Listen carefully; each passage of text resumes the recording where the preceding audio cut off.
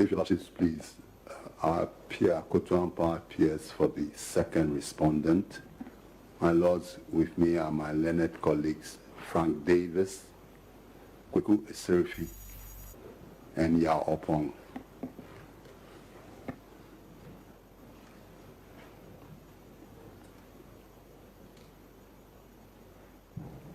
Let me have the file there.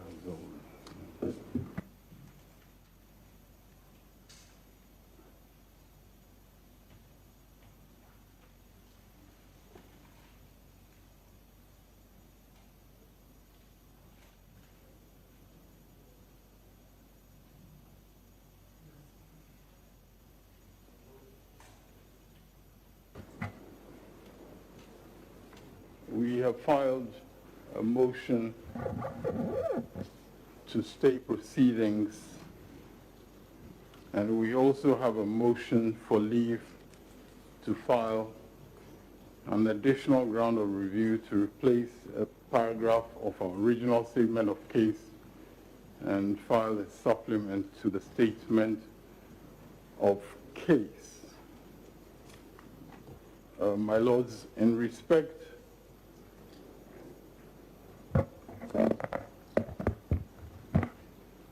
Thank you. In respect of the motion for stay of proceedings, your lordships may appreciate that we indicated that that was for stay pending the hearing and determination of the review application.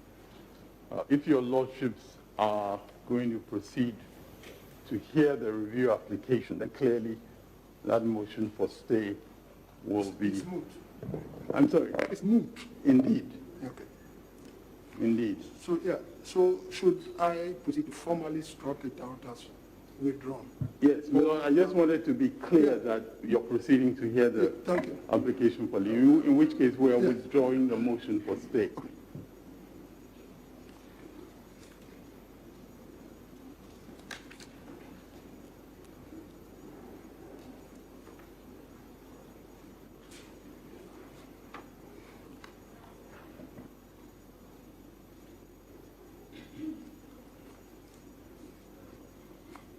So we respectfully ask to withdraw the motion for stay and to proceed to take the other application. Council, I think two applications are moot. So to level the playing field, maybe withdraw. The abridgment of time to is moot. So if the two, and you filed it, yes, that one too is moot. Yes, so your lordship, I wish to withdraw that application. By God, the motion for stay of proceedings is struck out as withdrawn. Okay. Yes.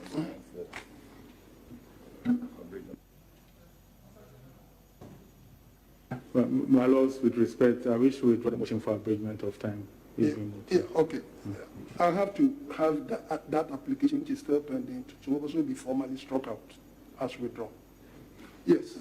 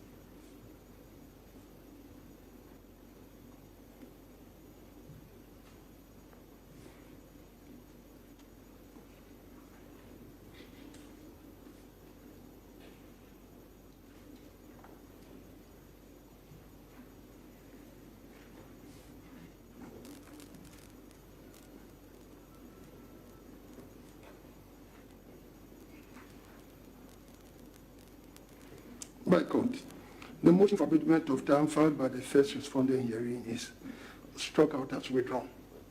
Yes. I'm most grateful to the court.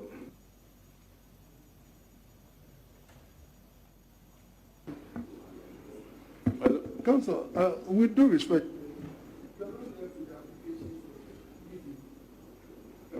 My Lord, we have a motion. We have a motion for leave to file an additional ground and to place paragraph 28 of the original statement of case and file a supplement to the statement. Very well. Very well. Very well. All right.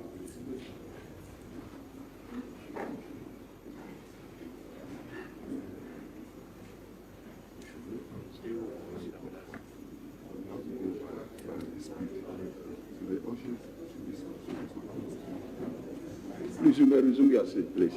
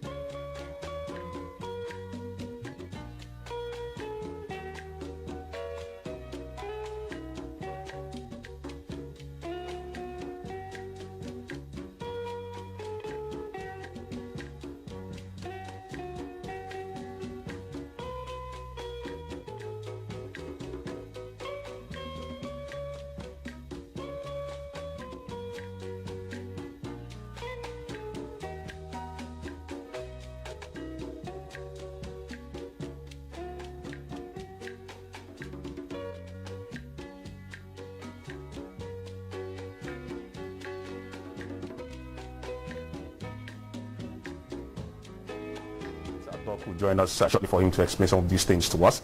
And the petitioner, the lawyer for the petitioner also raised two issues: that they filed for an application for replacement of paragraph 28 of their petition, and of course have filed for additional grounds, add additional documents to the grounds that they've also raised. As to what these two also means, I guess to join us for us to understand some of these things. So based on these two new applications filed by the petitioner, the lawyers for the petitioner, it's based on that the court had to recess to determine whether or not to allow these things to actually happen. Let's go back to Zoom and join Dr. Kwekwajiman Budu, who is a lawyer, he's a law lecturer and the head of Law Center's Gimpa Faculty of Law. When we are done talking to him briefly, we'll take you back to the Supreme Court to join our correspondent Abdul Hai Mumin there to also pick some thoughts from the ground and those who are also at the premises of the Supreme Court. But for now, Doc, let's join us. Doc, thank you very much once again and grateful for your patience. Help us to understand exactly what just happened.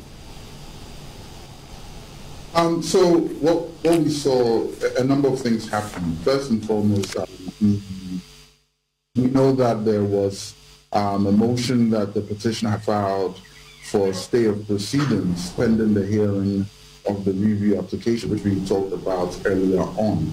And so now that the court is in session, now that all parties have complied essentially with the orders of the Supreme Court in terms of filing their witness statements, and in the case of the two respondents, filing their submissions in support of their preliminary legal objections, it seemed as though, or it was clear that the application for stay of proceedings was moot. Moot in the sense that it's no longer relevant because the court is sitting now, and the parties have complied with the orders that the court had given. Because what they were doing initially was to try to stay proceedings before, or for the court to hear their review application before they can go ahead to file their witness statements. But now that they filed their witness statements and now that the court has resumed sitting, the application seems moot, and the court rightly pointed that out, and counsel withdrew that motion for stay as being moot and was properly struck out from the record. But does it mean that the review application would not be heard again? No, it doesn't mean that the review application won't be heard. I mean, the idea was that you wanted to stay proceedings, that we shouldn't do any other thing without first hearing your review application.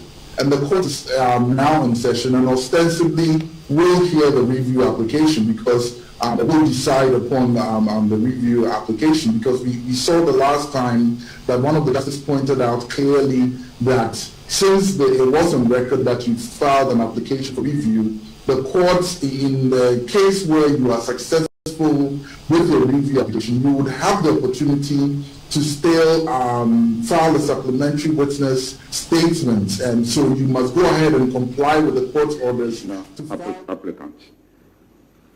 Electoral Commission allows Jean Mensah, chairperson, is representing the first respondent. And Abdanko Akufuado. Peter McMahon allowed is representing the second respondent.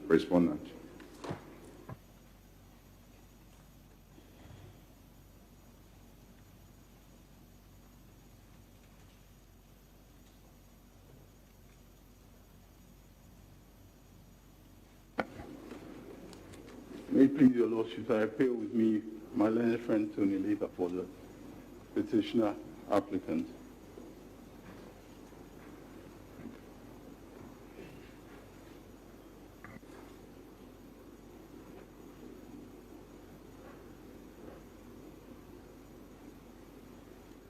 May it please my Lords, Justin Amenuvo appears for the first respondent with AA Somwa Asamoah.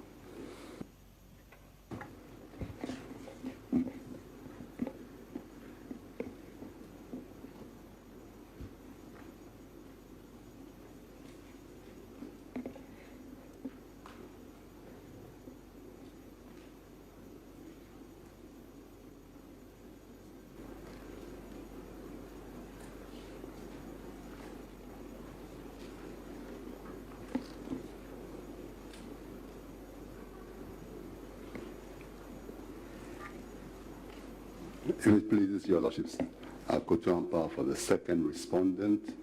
My Lords, with me are my colleagues Frank Davis, Kweko Sefri, and Yao Pong.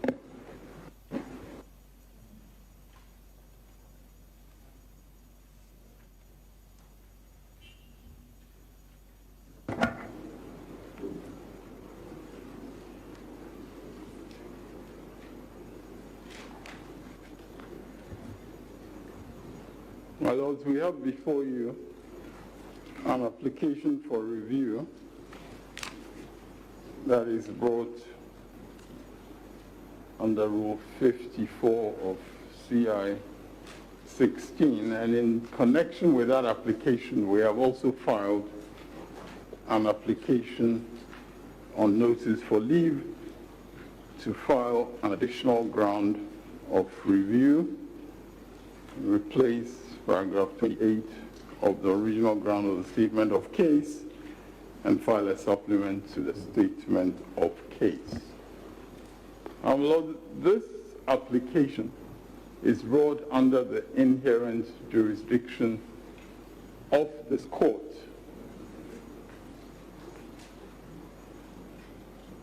In hearing the application that we have for review.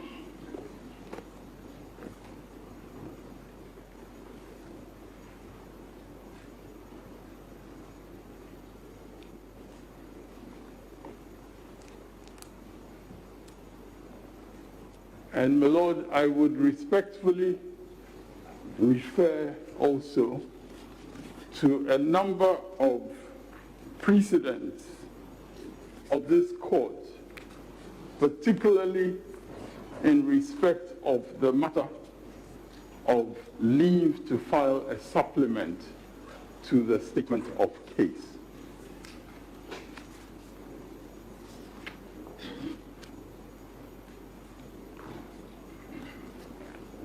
And I firstly refer respectfully to the case Ellis Tamaklo against the Republic.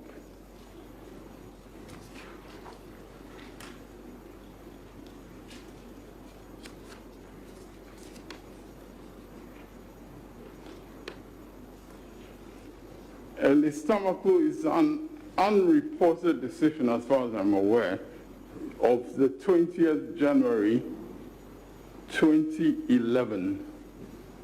And your lordships will forgive me if it is reported and I'm not aware of the report, but I have a copy of the suit number, please. The suit number is CM number J7A/1/2010.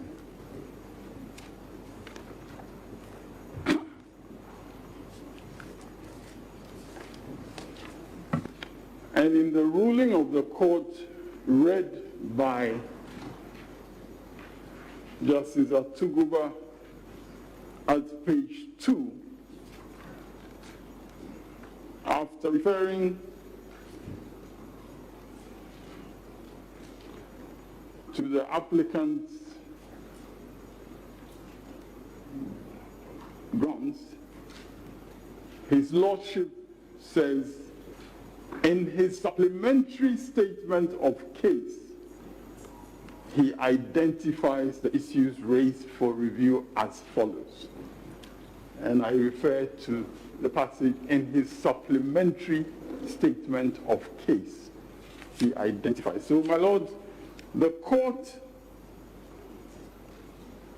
clearly granted leave, and a supplementary statement of case was filed and relied upon and considered by the court in that case. That was a review application in the Supreme Court of Ghana.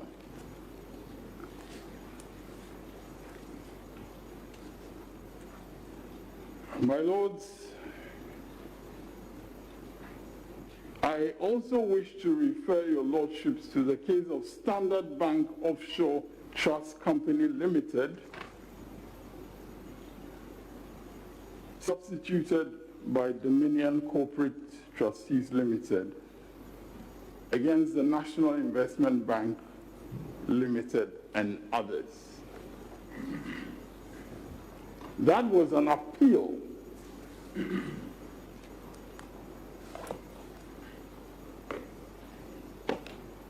to the Supreme Court from the Court of Appeal. And in that case, the appellant, that is the first defendant appellant, applied for leave to file a supplement to the statement of case. That is also a civil appeal number J4/63/2016, civil appeal number J4/63/2016.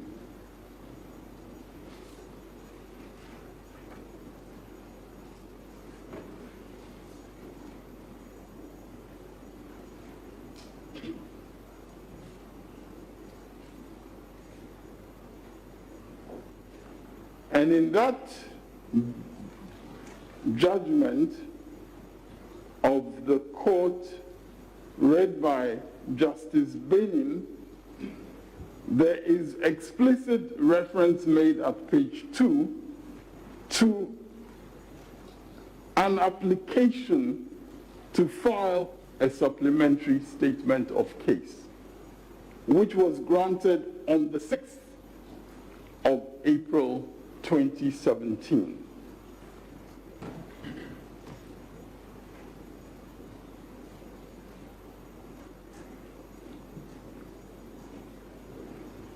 And the court proceeded in its judgment to consider the matters raised in the supplementary statement of case filed pursuant to an order of the court on the 6th of January. I also wish respectfully to refer your lordships to a decision of this court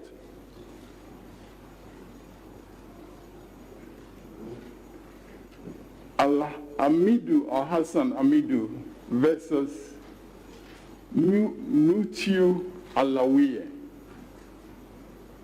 and 6 others, which is a decision in a civil appeal J4/54/2018.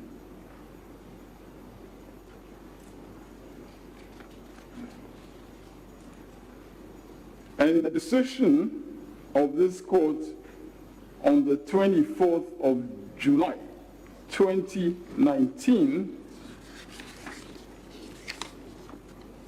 reference is again made to the fact that a supplementary statement of case was filed, and that reference is actually made in the dissenting opinion of Justice Appa in that case,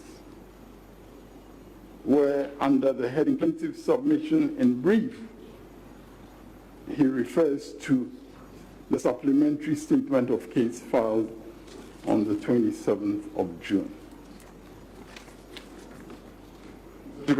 Yes, my lord. The last 2 cases you've cited. I'm sorry? The last 2 cases you've cited relates to an appeal, as you said.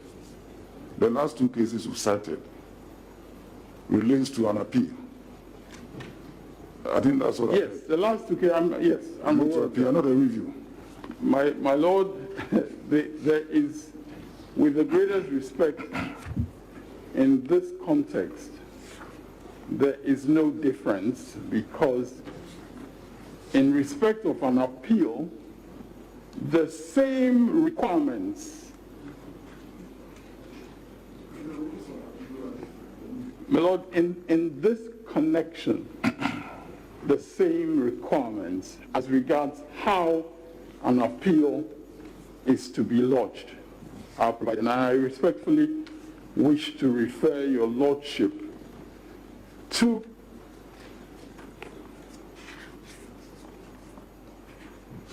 the rules governing appeal. That is Rule 15, Sub-Rule 6,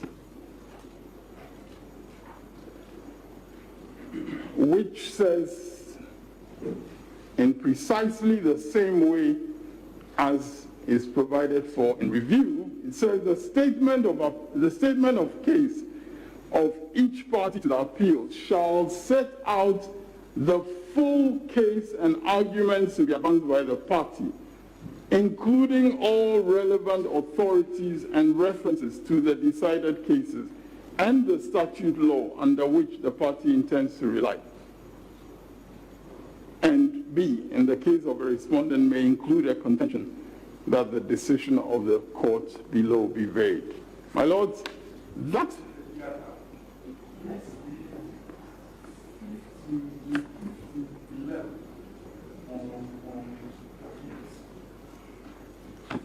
yes, 1511 says, notwithstanding anything to the contrary contained in these rules, any party to a civil appeal may at any time before judgment apply to the court to amend any part of the statement of his case, and the court may, having regard to the interests of justice and to a proper determination of the issue between the parties, allow the amendment on such terms as it may consider fit.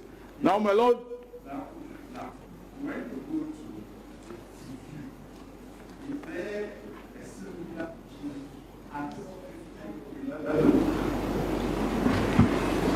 Now, there is no similar provision, and we are not asking, as far as the supplement is concerned, that is not an amendment. As far as paragraph 28 is concerned, yes, we are seeking to make an amendment effectively, but in respect of the supplement to the statement of case, that is distinct from an amendment, because respectfully, a supplement is meant to add some things to the statement of case. An amendment, respectfully, is meant to change something that you do or something that you've already provided the court. So there is an important distinction. And what I'm drawing attention to in the first instance is in respect of the supplement to the statement of case. I will come to the amendment also, if your lordships will allow me. So I'm respectfully saying that not the review jurisdiction in its statement about what should be in the statement of case is no different from what is provided for in respect of appeals. And the review jurisdiction is provided for in this particular instance, as far as the statement of the applicant's case is concerned. The review jurisdiction is provided for in Rule 56(1).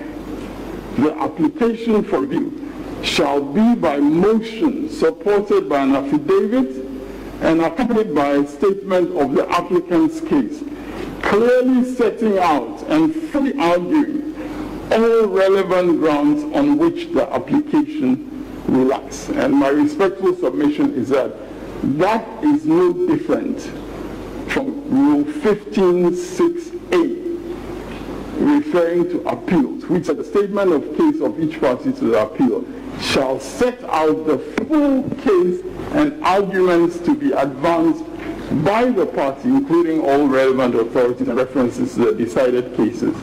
Mr. Chikota? Yes. This way, I'm here. This way. Is there any reason why that 1511 is not repeated for this one?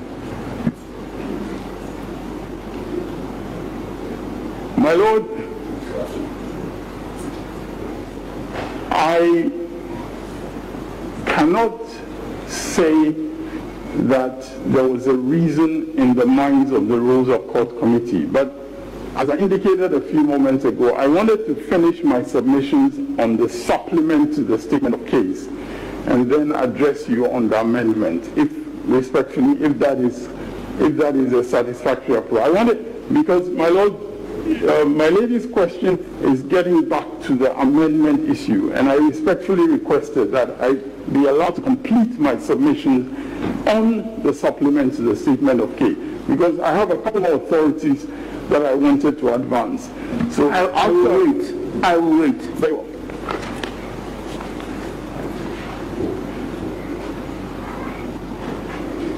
So in respect of the supplement to the statement of case, I have just referred your lordships to Amidu and Alawiye, and I proceed further to... Chikota, Yes. I want to understand your argument. Your submission is that it has been the practice to allow supplements, and therefore this court should allow the supplement as a matter of practice. And you also refer, that's it, right? As a matter of practice. Not because the rules are, not because you can see an indication in the rules, but because going through the decided cases, you see that it has been the practice. Is that your submission? That is not my submission. What is your submission? My submission is that your lordships in their wisdom in interpreting and applying the rules in CI 16 have considered it an appropriate exercise of jurisdiction to grant leave for the filing of a statement of case. Your lordships have done that. And therefore there are precedents that show your lordships interpreting and applying the rules concerning review as well as the rules concerning appeal in a manner that allows for a supplement to be available to the court as part of the process of determining an appeal in one case and a review in the other case. That is my submission. And my lords, respectfully, I do not believe that the practice of the courts in terms of the precedent that I've cited, I don't believe that that practice has simply been an arbitrary practice, especially when, as I show, there is a certain pattern and there is a certain consistency with which this court has enabled counsel to file a supplement where it considers it appropriate. And my lords, the next case that I want to cite, in fact, illustrates exactly this point as regards the court's considerations when an application is filed for leave to file a supplement of case. This is the case of Nora Otu and Reuben Otu, which is a civil appeal number J7/3/2015,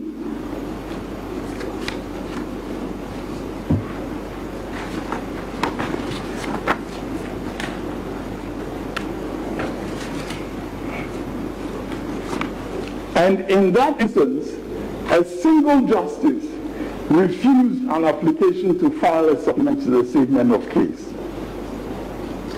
And then, when it went before the full panel, they upheld the decision of the single justice. And the reason they upheld that decision was not because the rules did not allow for a statement of case, but because the lordship held, per Justice Badegbe, that this particular application was seeking to bring a new matter that was completely unrelated to the issues in the appeal.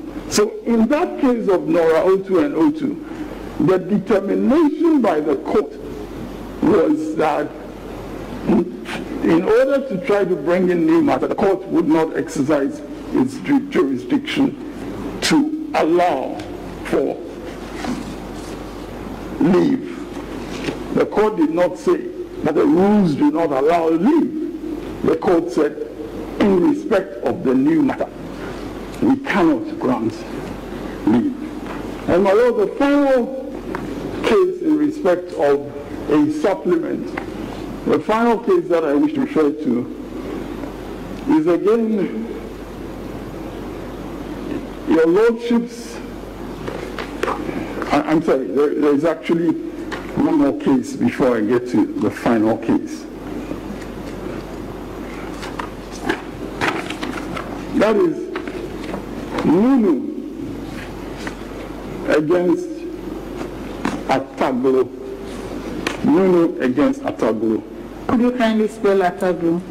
I'm sorry. Kindly spell Ataglo. Ataglo, A-T-A-G-L-O.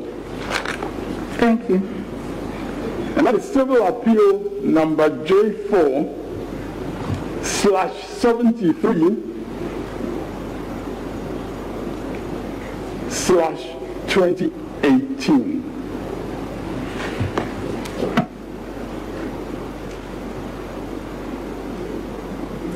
That is a decision that your lordships rendered on the 28th of July 2020.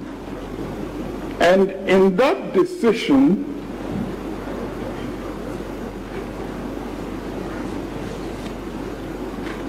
Her Ladyship Justice Doji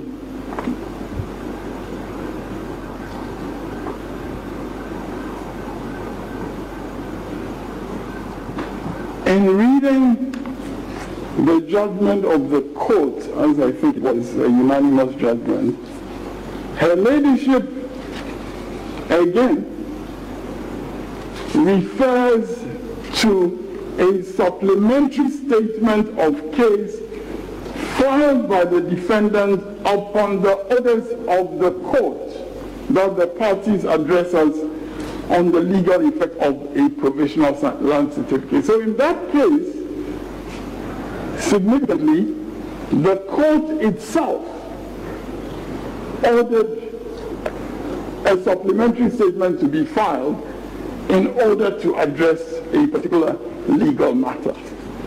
And that was exactly what happened also in the last case that I would like to cite, which is a case,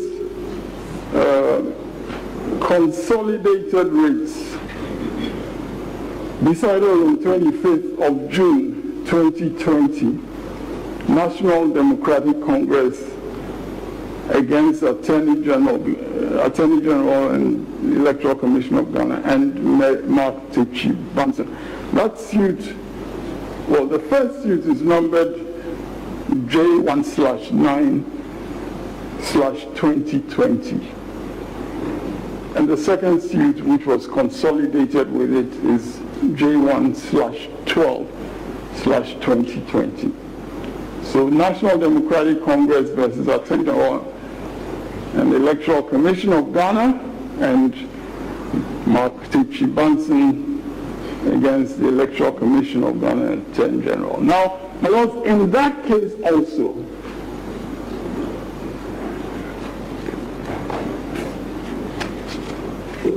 in the decision that was read by Justice Professor Kuti, reference is made to the fact that the court directed the second defendant to file a supplementary statement of case to provide the legal basis for the non-inclusion of the current voter identification card as a document to be used for the identification of a person who applies to be registered as a voter in the compilation of a new register of voters. Option was given to the other parties to file supplementary statements of case if they so desired. All the parties duly filed supplementary statements of case. So, my lords, what I'm respectfully submitting is that your lordships have recognized that the supplementary statement of case, or the supplement to the statement of case, as we have referred to it, where it can assist the court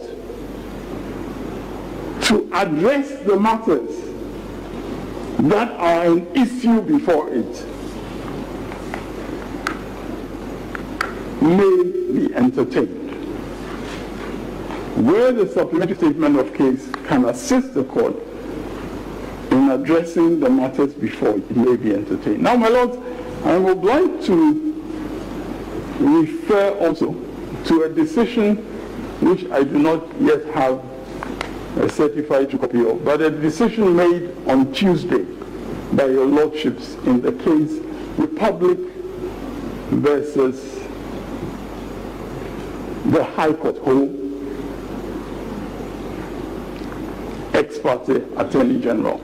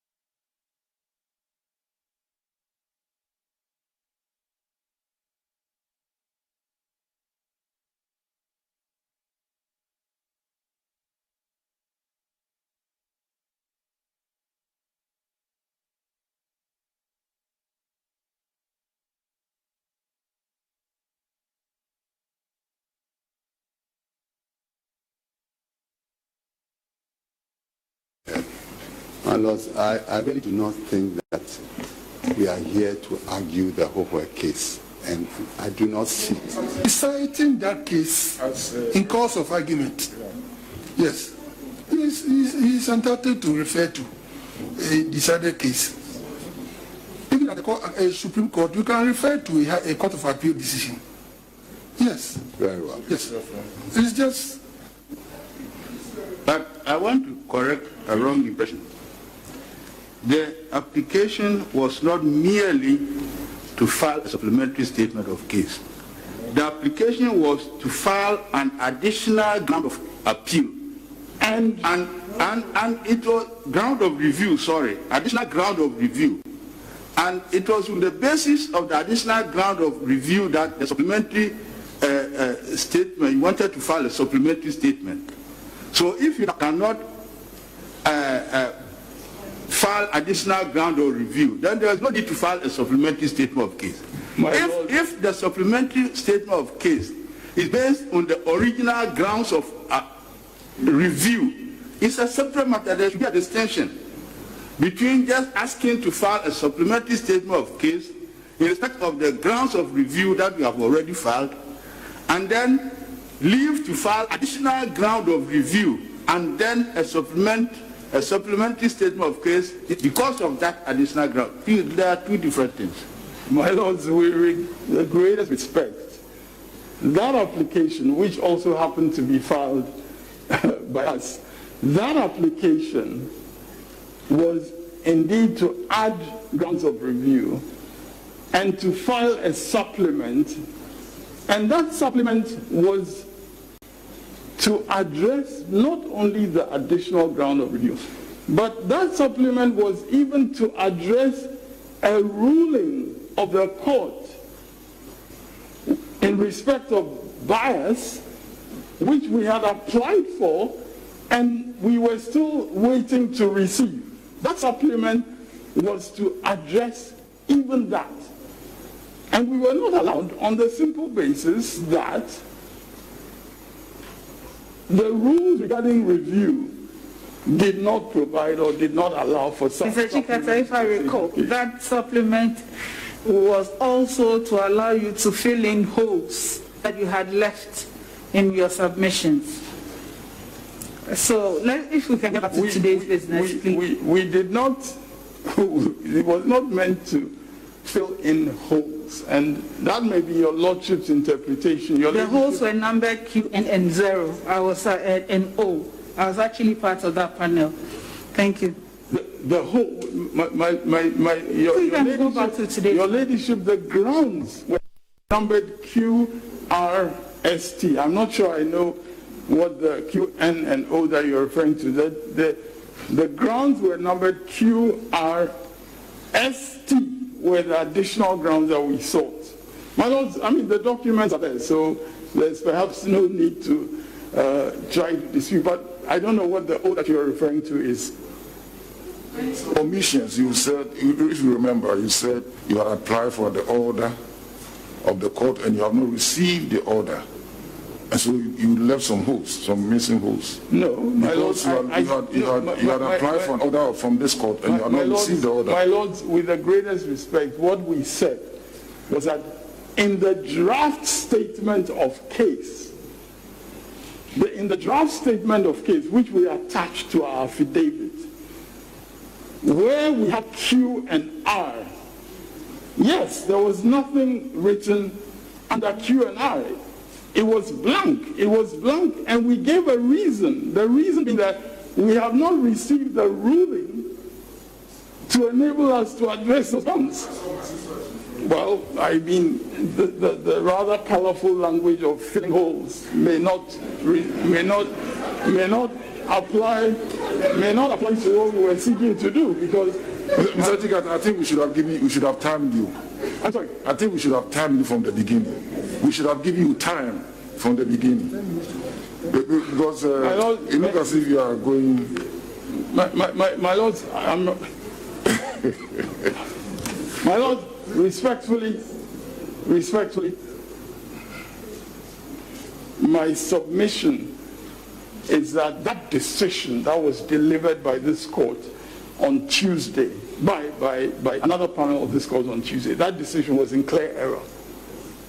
And it was in error because it was not consistent with a pattern of decisions which I have referred to, in which this court has exercised its discretion to grant leave for the filing of a statement of case. And my Lord, my fundamental submission is that this court, in the exercise of its discretion in hearing a review, is able to consider an application for a supplement to the statement of case. And my lords, I am respectfully submitting that the critical consideration for this court is really as to whether that supplement to the statement of case will enable this court to administer justice. And in a matter such as in that case, where the court was being urged to allow for the statement of case, not only because even a ruling in respect of which the original statement of case had been made, that ruling had not been made available to the party, but also because, as the court, as was indicated, there were a number of unreported decisions which the court was now being furnished with. So, my lord, where the application to file a supplement is to enable the court to be furnished with additional decisions of itself, which decisions are binding according to the constitutional provisions governing the exercise of jurisdiction. My respectful submission is that this court is able to exercise a jurisdiction for that supplement to be made available. Now, in this case, as your lordships will see from the drafts that we have submitted, the draft of the review, the draft of the supplement, we actually seek to provide this court with further assistance by way of additional authorities that are made available. Now, my lords, if I may, just before concluding, if I may touch on this question of amendment and how it differs from the supplement from the statement of case, which has been raised by your lordships. Now, my lords, in respect of appeal, yes, there is a specific right provided for applying for an amendment. There is a specific right. And my lords, my respectful submission is that the distinction between that and the review situation is fairly simple. The distinction is as follows. In the case of the appeal, the appellant is given a distinct right to ask to amend. So that is a specific thing provided for in the rule. In the case of a review application, my respectful and humble submission is that it is open to the court in the exercise of its discretion in hearing the review, where it finds it appropriate in the interest of justice to allow for the supplement to the case. So that is the distinction that I wish, in answer to your ladyship's question earlier, that is the distinction that I wish to make clear. that in the case of an amendment to a case in an appeal scenario under, I believe it's 1511, in that case, it is explicit that any party may at any time before judgment may apply. So there's an explicit opportunity provided to parties at any time before judgment to apply to amend their case. Now, in the review rules, there is no such equivalent. But my respectful submission is that that is because in the context of a review, what your lordships may do is within your broad mandate in the interest of justice to consider what is brought before you. So, my lords, for instance, respectfully, for instance, if in the context of an application for review, a matter that relates to compliance with the Constitution is being sought to be raised before you, as your lordships have made clear in many cases. When a matter related to the Constitution is being brought and enforcement, or there's an issue of breach of the Constitution which needs to be addressed, like was done in the famous Vulcan energy case and so on, in that case, your lordships will, of necessity, respectfully, exercise your jurisdiction to entertain it, because your lordships are here to uphold the Constitution, no less, no more. So, respectfully, that is the difference between the opportunity provided under 1511, where appeals are concerned, and the review jurisdiction. Now, yes, it is conceivable, it would have been possible for the drafters of these rules to say that they are importing the same specific rule about amendments into the review jurisdiction. It would have been possible for them to do that.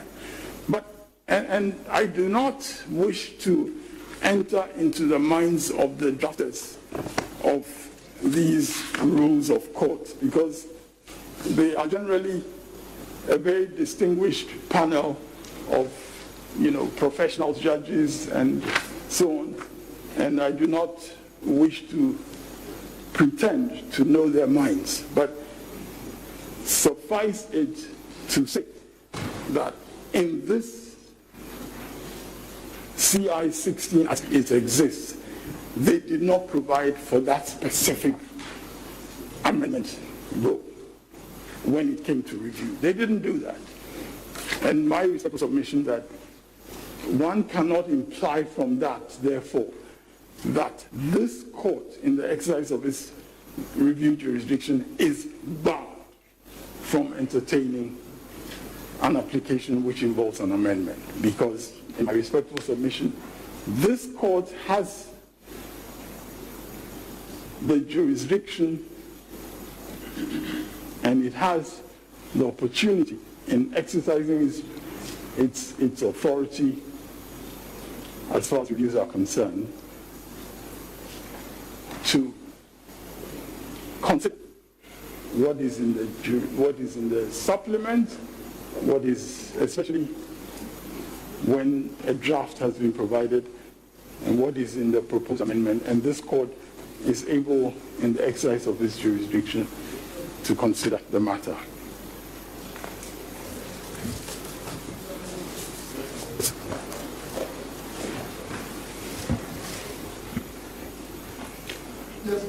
Yes, my lords, we are opposed to this application on point of law. My lords, this honorable court has 6 distinct jurisdictions, different, one of which is the review jurisdiction. Lords, the rules governing review are very, very strict. And parties who seek a second bite of the cherry by way of review, must strictly comply with it. My lords, insofar as the application before this court and all the other applications filed by the applicant seek to undermine CI 99, which basically, my lords, deals with. Hey, my lords, I am dovetailing the point that the review jurisdiction is very, very strict. Yes, and I'm saying that the nature of the review do not permit the grant of this application. That is why my learned friend has not been able to cite one single authority on the point. All the references made, my lords, are in respect of appeals, and some regarding original jurisdiction. I must. The first, yes. We will give you leave to respond appropriately, yes. Well, that's my submission. That is my submission.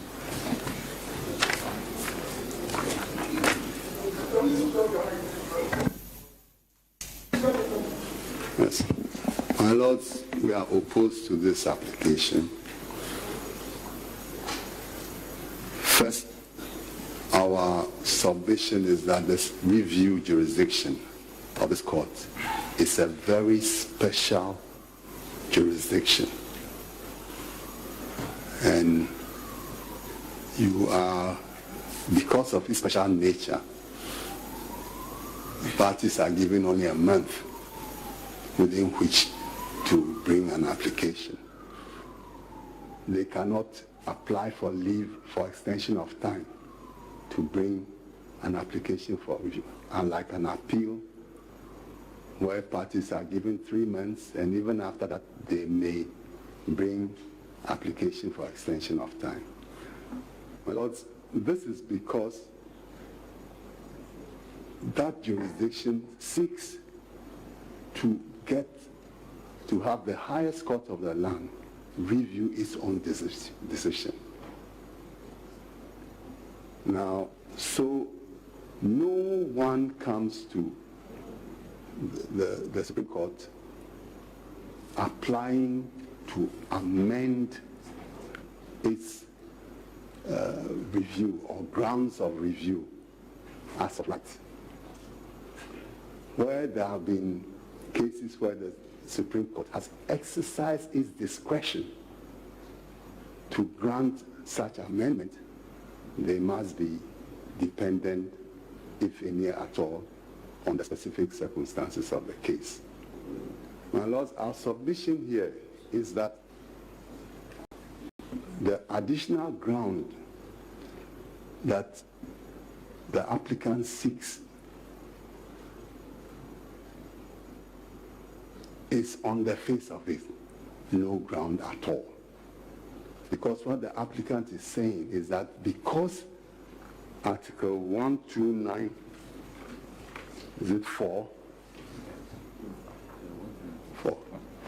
refers to the power of the court to exercise all other powers of lower courts.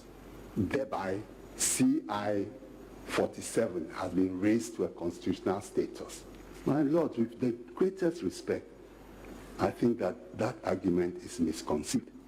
Because if that were so, then all laws, acts of parliament, other subsidiary legislation, including CI 99, because they have their roots from the Constitution, from the Constitution, therefore also have been raised to the same constitutional status. My lord, on the face of it, this cannot be, it simply cannot be a valid ground. Let me also add, with respect, that the Constitution actually provides a rules of courts committee to make rules to govern the procedures of the courts of our land, including the Supreme Court. Does that mean that CR 99 is also raised to a constitutional status? It is for this reason that I think that the court should not exercise its discretion in granting what is a palpably misconceived application. I'm done.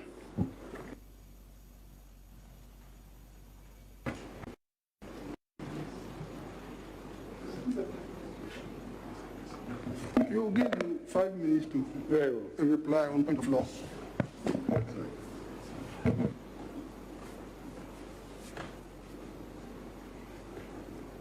My lords, if I may start by responding to the last submission made by counsel for the second respondent. And if I may make it absolutely clear that nothing in my submissions suggests that I'm elevating CI 47 or any other CI to the status of a constitutional provision. Absolutely nothing in my submission. Second, I would respectfully submit that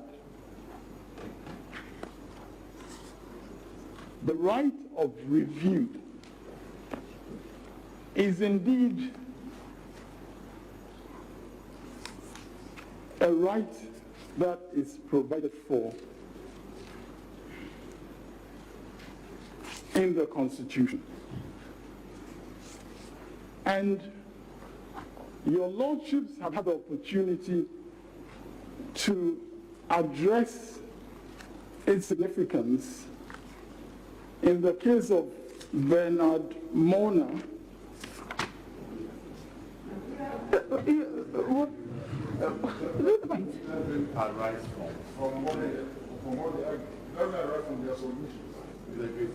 My lord, it does, because No.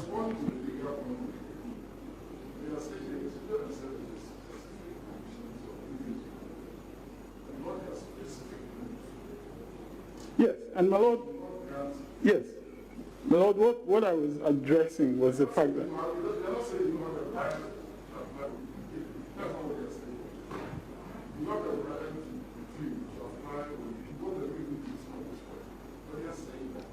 With the nature of the rules that have been carved by the Rules of Court Committee, we're not allowed. on Rule 54, we cannot entertain an amendment. That is the case, or supplement. Right, my lord. That's why, Mr. Judge, that's why you began your argument, your submission by saying that you are invoking the inherent jurisdiction of the court. That is correct. Yes. That is correct. So my lord, very well. My lord, I will not refer to that case. I was going to refer to part of the judgment, but for the moment, without reference to that judgment, I just wish to say in response to that matter that in our respectful submission, the additional ground that we seek to bring, which relates to Article 1294,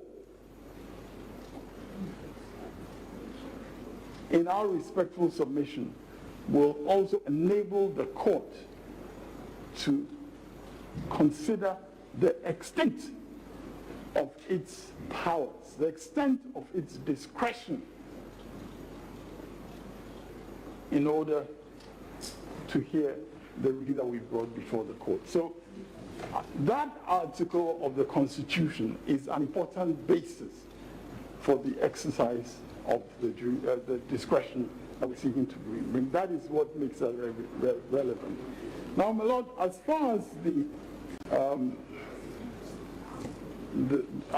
counsel for the first respondent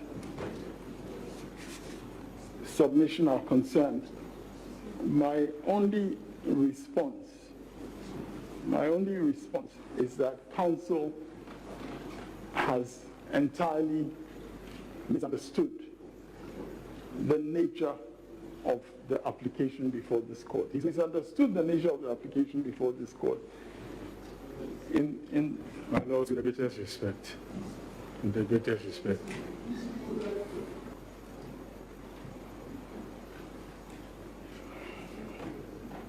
Because in the nature of the application that we have brought before this court, we are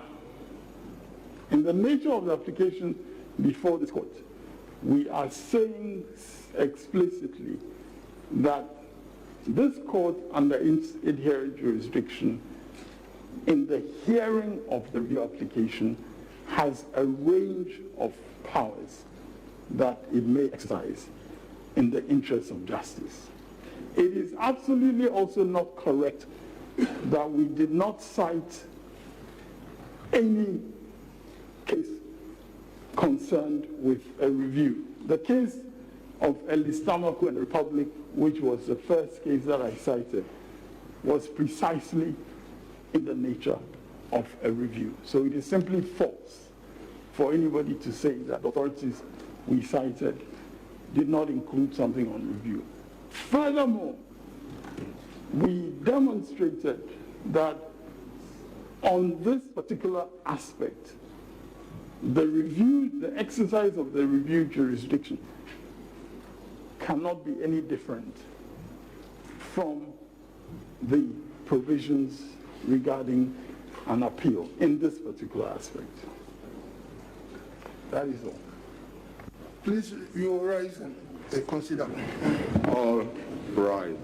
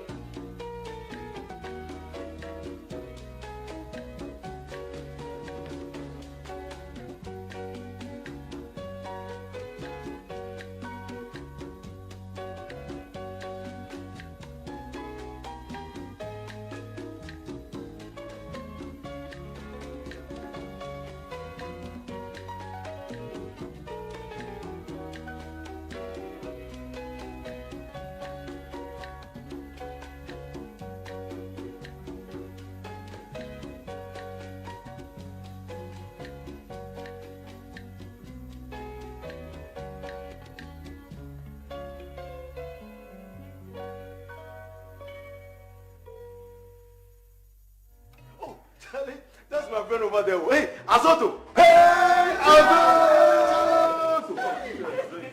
Azoto! What's up?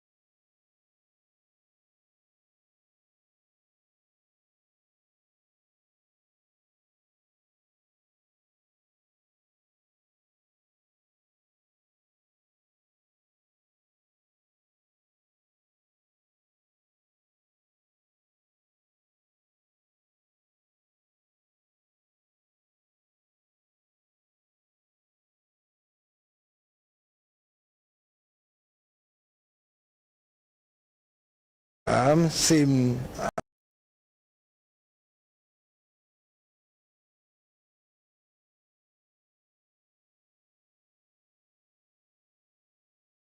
the court. As you know, he was trying to argue that there's a need for him to be allowed to bring in that application, a supplementary application, to help in the review matter, because they brought a review, but they're asking that this supplementary information will help in the decision by the court to sit on this review. And to him specifically, was driving home that yes, that if you look at the mandate of the Supreme Court or the Constitution, it's not stated specifically that a review, when you put in a review application, you should be allowed to bring the supplementary. But to him, he said it's because of justice. He thinks that the courts need to entertain that and to exercise its discretion because of justice. And to him, it's another means of making sure that the court exercise authority and allow these to be upheld by the court. And we saw the first respondent of the EC opposing it. Same applies to the second petition or second respondent. But the court has gone on recess, now it's gone to. But in all, it's been very interesting. He spoke, like I said, he spoke for more than 30 minutes, arguing, and we heard the EC counsel indicating that he did not cite any specific authority to buttress his argument. And then Mr. Chachikata said no, he did that. And we also saw the second respondent counsel, Mr. Kotampa, also coming in to say that, look here, in the case of an appeal court, you have the right to do this, and therefore even given a month or 2 or 3 months to be able to put in this supplementary application that you're looking forward to. This is not, this should not be allowed. So they oppose that. So it's in the ambit of the Superior Court, Supreme Court judges, to come back and tell us what they think about this particular case that is pending before it. Petitioners, lawyers were seeking 2 other issues, one which is what we have just discussed, the additional reasons, additional grounds for the application for a review, but then also to replace paragraph 28 of that application. Did that come up in court also, or was the focus only on the additional grounds for review? Yeah, it came up, but like you say, all these things are part, as Mr. Chikata said, it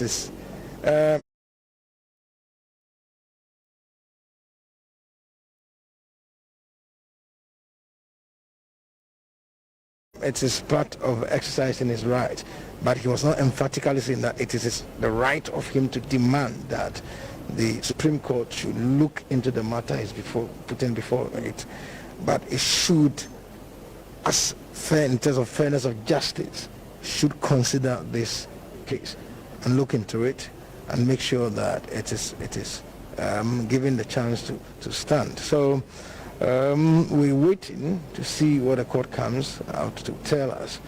But in all, we're learning because listening to the 3 parties, the first respondent, the second respondent, and the petitioner.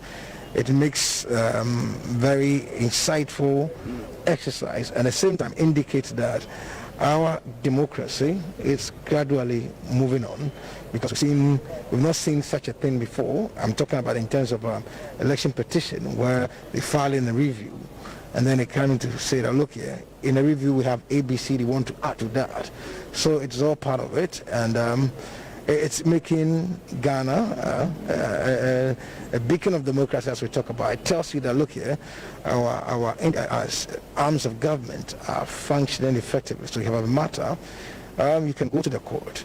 And for me, it is a pointer that if somebody is out there and want to come and do investment in Africa, this is the best place to be. Exactly. So, but again, Mr. Chachichikata, in court this morning, made references to a number of cases from the past, a number of cases that were ruled upon by the Supreme Court itself to advance its argument for the additional information to be allowed to be put in there. He made references to rulings by Justice Atuguba and then several other cases. Indeed, that is what he spent a chunk of the 30 minutes that he spoke doing.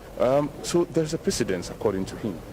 Well, that is all a counsel is supposed to do. You need to be able to push forward your argument to convince the judges on the matter that what you are saying is within the frame of the law, and so it should be entertained and should be allowed to sit. And so it's up to the judges. Like I said, the Supreme Court makes policies by virtue of the laws it comes out with, and they make laws. So they will go out as they've gone out there now. You want to look at it. If there are precedents that buttress this argument, they will let us know. If there are not, it's up to them to tell us what exactly they think. So we're waiting to see, because we listen to the argument of the first respondent and second respondent. They're saying that there's no specific case that shows that. But he said, look here, I've quoted ABCD. And there was a case that he cited about a High Court one, and the Mr. Kutampa stood up and said what he's going is like he's going, then by we heard the Chief Justice saying he should allow him because he's arguing, he's making his case, so he should be allowed to go on. So it's very interesting, and we wait to see what comes out of there. And as we wrap up on this conversation, Edward, for many of our viewers right now, we need to let them understand that the substantive case itself has not yet started.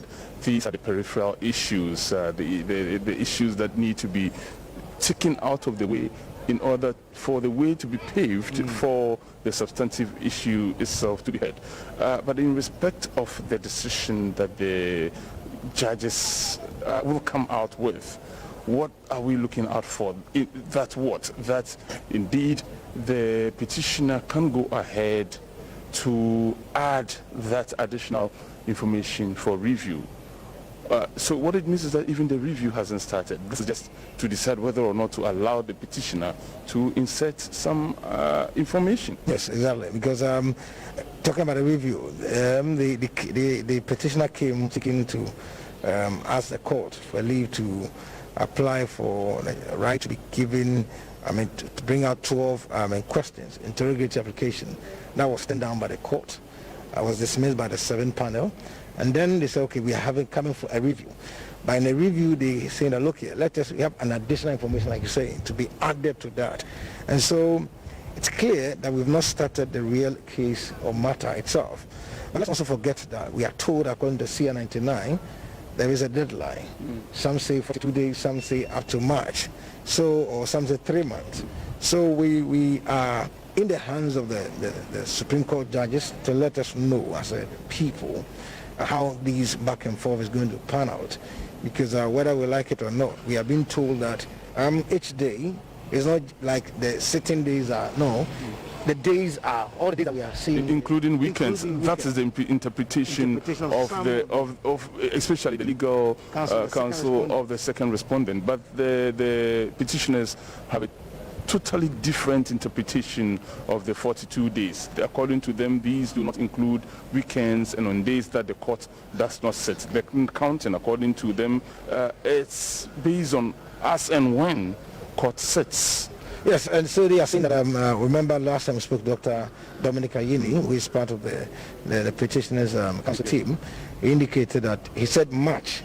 He said by March. That's what his understanding is. And so we wait and see. And even if that is it, we pray that, like Mr. Chikata said, that the justice must not be sacrificed on the altar of expedition. At the same time, we hear the other side also saying, look here, justice delayed is justice denied. So for me, the key thing is that we're waiting and hoping that the Supreme Court judges will strike a balance and make sure that we'll move on as a country. Certainly when the court resumes sitting and whatever decision is made, we will come back to have the discussion and to break it down for the benefit of millions of viewers today. But this is what has happened in court today, as has been summarized by our correspondent in the courtroom, Edward Nyako. We'll go back to the studio where our panel will take over. And then when we have further information, we certainly will be back here to provide it to you. By the FDA.